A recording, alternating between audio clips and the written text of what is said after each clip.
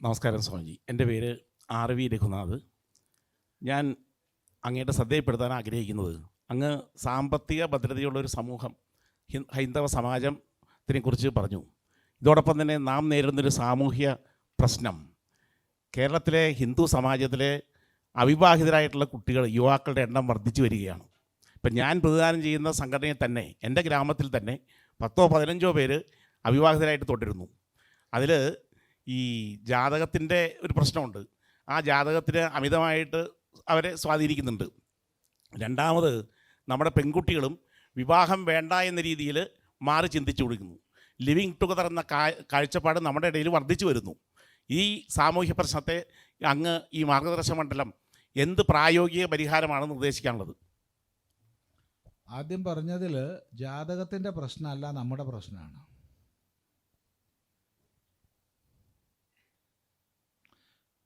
ഒരു ഗുരുനാഥൻ്റെ അരികെ ജ്യോതിഷം ശാസ്ത്രീയമായി പഠിച്ച്, ഗുരുനാഥൻ്റെ കൂടെ വസിച്ച്, അതിൻ്റെ സമ്പ്രദായ ശുദ്ധിയോടുകൂടി ജ്യോതിഷം പഠിച്ച ഒരാചാര്യൻ്റെ അടുത്ത് നിങ്ങൾ പോയോ, അയാൾ നിങ്ങളെ വഴിതെറ്റിക്കില്ല, ഉറപ്പ്. എന്നാൽ മുക്കിന് കഷ്ണവും മുറിയും വക്കും മൂലയും പഠിച്ചിട്ടുള്ള ആൾക്കാർ ബോർഡ് വെച്ചിരിക്കുന്നുണ്ട്, ആസ്ട്രോളജർ, ജ്യോത്സ്യർ എന്നും പറഞ്ഞിട്ട്. അങ്ങനെയുള്ളവരെ കൂടെ പോയി പെട്ടുകഴിഞ്ഞാൽ ഞായർ ദോഷം, തിങ്കൾ ദോഷം, ചൊവ്വ ദോഷം, ബുധൻ ദോഷം, വ്യാഴം ദോഷം, വെള്ളി ദോഷം, ശനി ദോഷം, ശുദ്ധജാതകം, അശുദ്ധജാതകം, ഈ ജാതി വിഡ്ഢിത്തങ്ങൾ പറഞ്ഞിട്ട് നമ്മുടെ മക്കളുടെ കല്യാണം നടക്കാനുണ്ടാവും. അതുകൊണ്ട് അതിൻ്റെ പിന്നാലെ പോവാതിരിക്കുക, അതാണ് ആദ്യം പറയാനുള്ളത്. അല്ല, ജ്യോതിഷത്തിന് അനുസരിച്ച് പോണോ, വളരെ ചുരുക്കം, ആയിരക്കണക്കിൽ ഒരാളെന്ന തോതിൽ പ്രഗത്ഭന്മാരായ ജ്യോതിഷികളുണ്ട്. അങ്ങനെയുള്ളവരടുത്ത് പോയാൽ അവർ വഴിതെറ്റിക്കില്ല, ഉറപ്പാണ്. ഇന്ന ദോഷമുണ്ട്, അതിന് ഇന്ന പരിഹാരമുണ്ട് എന്ന് അവർ പറഞ്ഞു തരും. പിന്നെ എവിടെ ചെന്ന് കഴിഞ്ഞാലും വരുന്ന ഒരു ചോദ്യമാണ്, സ്വാമി കല്യാണം നടക്കണില്ല. ഒരു ചെറുപ്പക്കാരൻ പറഞ്ഞു, ഞാൻ 420 പെണ്ണ് കാണാൻ പോയി സ്വാമി. ഞാൻ പറഞ്ഞു, നാളെ 421 പോ, നിന്റെ തൊഴിൽ ഇതാവട്ടെ, ചായ കുടി, ഫ്രീ ചായ കുടി. ഇവിടെ പറയാനുള്ളത്, അടിസ്ഥാനപരമായിട്ട് നല്ല പോലെ പണം സമ്പാദിക്കുക. 2, നല്ല വ്യായാമം ചെയ്ത് ആരോഗ്യമുള്ള ദേഹം ഉണ്ടാവുക. 3, നല്ല ഉപാസന ചെയ്ത് ആന്തരിക ബലം ഉണ്ടാവുക. പെണ്ണ് കിട്ടിയില്ല എന്നല്ല പറയുക, പെണ്ണ് പിന്നാലെ വരും. ഇതൊന്നുമില്ല, ഒന്നിനും കൊള്ളൂല. കാരണം ഒരു ദിവസം പണിക്ക് പോയാൽ പിന്നെ കിട്ടുന്ന പൈസ കൊണ്ട് 9 ദിവസം മൊബൈൽ ചാർജ് ചെയ്തു, വെള്ളവുമായി, പിന്നെ പുകയായി, ഡ്രഗ്സുമായി ഇങ്ങനെ ഇരിക്കുക. ആരും ഒരു ദിവസം പണിയെടുത്താൽ കിട്ടുന്ന കൂലി മതി 10 ദിവസത്തേക്ക്, പണിക്ക് പോവില്ല. വിദ്യാഭ്യാസപരമായിട്ടോ അതും മുന്നോട്ടില്ല, ഉപാസനയോ അതും ഇല്ല. എന്നാൽ വല്ല ജിമ്മിലൊക്കെ പോയിട്ട് ശരീരം നന്നാക്കുമോ, അതും ഇല്ല. പിന്നെ എങ്ങനെയാ പെണ്ണിനെ കിട്ടുക? കേരളത്തെ സംബന്ധിച്ച് 1000 പുരുഷന് 1080 സ്ത്രീ ഉണ്ട്. പിന്നെ എന്തുകൊണ്ടാണ് ആൺകുട്ടിയൊക്കെ കിട്ടില്ല എന്ന് പറയണത്? എനിക്ക് മനസ്സിലാവില്ല. നിങ്ങൾക്ക് ഒരു സംഭവം പറഞ്ഞു തരാം. നമ്മൾ ഇപ്പോൾ ഇന്ന് എറണാകുളം കരയോഗത്തിലാണല്ലോ നമ്മൾ ഇരിക്കണത്, ഈ ഹാളിൽ. ഇവിടെ പ്രായണ എല്ലാ വർഷവും നമ്മൾ പ്രഭാഷണത്തിന് വരാറുണ്ട്. 2013 ഇപ്പോഴും ഓർമ്മയുണ്ട്, ഇന്നുള്ള പോലെ ഓർമ്മയുണ്ട്, ഇവിടെ 54 ദിവസത്തെ ഉപനിഷത്ത് വിചാരയജ്ഞം ഉണ്ടായിരുന്നു. ഇവിടെ ഈ ഹാളിലല്ല, താഴെ വലിയൊരു ഹാളിലാണ്. 54 ദിവസം. അന്ന് ഇവിടെ തന്നെയായിരുന്നു താമസം, 54 ദിവസം. ആ താമസിക്കുന്ന അവസരത്തിൽ ഒരു ദിവസം ഒരു 10-26 വയസ്സുള്ള ഒരു പെൺകുട്ടി വന്നു റൂമിൽ. സ്വാമിയോട് കുറച്ച് രഹസ്യമായി സംസാരിക്കാൻ വന്നതാ. ശരി, റൂമിൽ വേറെ ആരോ ഉണ്ടായിരുന്നു കൂടെ. അത് ഞാൻ പുറത്തേക്ക് പോകാൻ പറഞ്ഞു. എന്നാൽ പറഞ്ഞോളൂ. അപ്പോൾ അവൾ പറഞ്ഞു, സ്വാമി 26 വയസ്സായി, ഒരുപാട് കല്യാണാലോചനകൾ വന്നു, ഒന്നും നടന്നില്ല, ഒന്നും നടക്കണില്ല. അപ്പോൾ എന്നോട് ചിലർ പറഞ്ഞു തന്നു 21 ആഴ്ചകളിൽ ഒരാഴ്ചയിൽ ഒരു പ്രാവശ്യം, അതായത് ചൊവ്വാഴ്ച, കലൂരുള്ള ചൊവ്വാഴ്ച പള്ളിയിൽ പോയി പ്രാർത്ഥിച്ചാൽ കല്യാണം നടക്കുമെന്ന് പറഞ്ഞു. അങ്ങനെ ഞാൻ 6 എണ്ണം ചെയ്തു. ഇന്ന് 7ാമത് പോകേണ്ട ദിവസമാണ്. ഞാൻ പോണ സമയത്ത് എൻ്റെ ഒരു കൂട്ടുകാരീനെ കണ്ടു. അവൾ പറഞ്ഞു, ഇങ്ങനെ TDM ഹാളിൽ ചിദാനന്ദപുരി സ്വാമി ഉണ്ടോന്ന് പോയി കണ്ടേക്കിന്ന് പറഞ്ഞു. അങ്ങനെയാണ് ഞാൻ വന്നത്.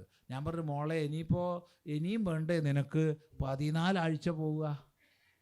അതെ, നീ ഒരൊറ്റ പ്രാവശ്യം തിരുമാന്താംകുന്നിൽ പോകാൻ തയ്യാറുണ്ടോ? ഒറ്റ പ്രാവശ്യം അവിടെ പോയിട്ട് ഒരു സ്വയംവര പുഷ്പാഞ്ജലി കഴിക്കൂ. എന്നിട്ട് അടുത്ത മാസവും പിറ്റത്തെ മാസവും നിങ്ങൾ ആരെങ്കിലും തിരുമാന്താംകുന്നിൻ്റെ ഏജൻ്റാണ് ചിദാനന്ദപുരി സ്വാമി എന്ന് വിചാരിക്കേണ്ട. ഞാനുമായിട്ട് ഒരു ബന്ധവും ഇല്ല. പ്രത്യേകിച്ച് ദേവസ്വം ബോർഡ് നടത്തുന്ന ആ സ്ഥാപനത്തിന് പൈസ ഉണ്ടാക്കി കൊടുക്കണം എന്നുള്ള ആഗ്രഹവും എനിക്കില്ല. പക്ഷേ വിശ്വാസം ആ കുട്ടിയിൽ ഉറപ്പിക്കണം. അതിന് വേണ്ടിയിട്ടാണ്. ഒന്നാമത് എനിക്ക് പറയാൻ അധികാരമേ ഇല്ല. എന്താ കാരണം? എനിക്ക് അനുഭവമില്ല, എൻ്റെ കല്യാണം കഴിഞ്ഞിട്ടില്ല.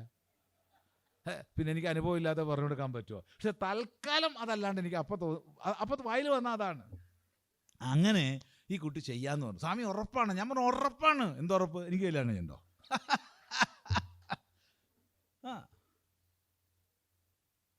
നിങ്ങൾ അത്ഭുതപ്പെടും. കാനഡയിൽ ഒരു സോഫ്റ്റ്വെയർ എഞ്ചിനീയർ കല്യാണം ആലോചിച്ചിട്ട് കുറച്ച് കാലമായി. അപ്പോൾ അയാളുടെ അച്ഛന് കുറച്ച് രോഗം അധികമാണ്. അച്ഛൻ്റെ ആഗ്രഹം, അച്ഛന് പെട്ടെന്ന് മകൻ്റെ കല്യാണം കഴിഞ്ഞ് കാണണം. വലിയൊരു കുടുംബം, സമ്പന്നമായ കുടുംബം. ഈ മകൻ എന്ന് പറഞ്ഞാൽ അച്ഛൻ എന്താ പറഞ്ഞു വെച്ചാൽ അതിലപ്പുറം ഇല്ല. അപ്പം മോനെ, നിൻ്റെ കല്യാണം വൈകാൻ പറ്റില്ല. എനിക്ക് ഇത്ര വേരിയേഷൻ വരികയാണ് ഷുഗറിൽ, വല്ലാതെ കൂടുന്നു വല്ലാതെ കുറയണു, എപ്പോഴാണ് ഞാൻ പോവാന്ന് അറിയില്ല. സ്ട്രോക്ക് വന്ന ആളാണ്. മകൻ പറഞ്ഞു, അച്ഛൻ തീരുമാനിച്ചോളൂ, ഞാൻ കഴിച്ചോളാം. അങ്ങനെ ഈ കുട്ടിയുടെ കല്യാണം ഒരാഴ്ചക്കുള്ളിൽ നിശ്ചയിക്കപ്പെട്ടു. ഇത് കഥ പറയാന്ന് വിചാരിക്കരുത്. ഞാനിവിടെ പ്രഭാഷണം തീരുന്നതിന് മുമ്പ് ആ കുട്ടി വന്നു, സ്വാമി ഒക്കെ സെറ്റായി. ഞാൻ പറഞ്ഞു, എടീ നീ 2 കാര്യം മറക്കരുത്. ഒന്ന്, എനിക്കൊരു കമ്മീഷൻ തരണം. അത് തമാശയ്ക്ക് പറഞ്ഞതാണ്. 2 പൂജ ബുക്ക് ചെയ്യാൻ മറക്കരുത്. കാരണം 3 എണ്ണം ചെയ്യണം. ചെയ്യാൻ ആ കുട്ടി വാക്ക് പറഞ്ഞു. പിന്നെ ബന്ധപ്പെട്ടിട്ടൊന്നുമില്ല. എന്തായാലും ആ കുട്ടിയുടെ കല്യാണം കഴിഞ്ഞു എന്ന് ഉറപ്പ്. ഇതുപോലെ ഉറപ്പിച്ച് പറയാൻ നമുക്ക് കഴിയണം. മറ്റവൻ പറയുന്നില്ലേ? മറ്റൊരു അനുഭവം ഉണ്ടായിട്ടാണ് പറയണത്. നമ്മൾ എന്തിനൊക്കെ പൈസ ചിലവാക്കുന്നുണ്ട്? ഒരു 100-500 ഉറുപ്പ്യ ഒരു കൊല്ലം ചിലവാക്കാൻ തയ്യാറുണ്ടോ? ഉദ്ദിഷ്ട കാര്യത്തിന് ഉപകാരസ്മരണ എന്ന് പറഞ്ഞിട്ട് ഒരു പരസ്യം കൊടുക്കുക. എന്താ പ്രശ്നം? മതി. സമാജത്തിൽ അത് വ്യാപിക്കും. നിങ്ങളുടെ ഹിന്ദു ദേവതകൾക്ക് എന്ത് ശക്തി എന്ന് ചോദിക്കണവരുണ്ട്. ശക്തി ഉണ്ട് എന്ന് കാണിച്ചു കൊടുക്കുക. നമുക്കറിയാം, പക്ഷെ അറിഞ്ഞുകൊണ്ട് കാര്യമില്ലല്ലോ, സമാജത്തെ അറിയിക്കണമല്ലോ. അതുകൊണ്ട് ആ ചെറുപ്പക്കാരോട് 15 പേരോടൊന്ന് പറഞ്ഞു കൊടുക്കുക. എന്തെങ്കിലും ഉപാസന ചെയ്ത് ബലമാർജിക്കുക, നല്ലോണം പണിയെടുത്ത് പണം ഉണ്ടാക്കുക, കുറച്ച് നല്ല വ്യായാമമൊക്കെ ചെയ്ത് കുറച്ച് വെയിലൊക്കെ കൊണ്ട് നല്ല ആരോഗ്യം ഉണ്ടാക്കുക. ഇതൊന്നും ഇല്ലാണ്ട് പിന്നെ ആരാ വരിക?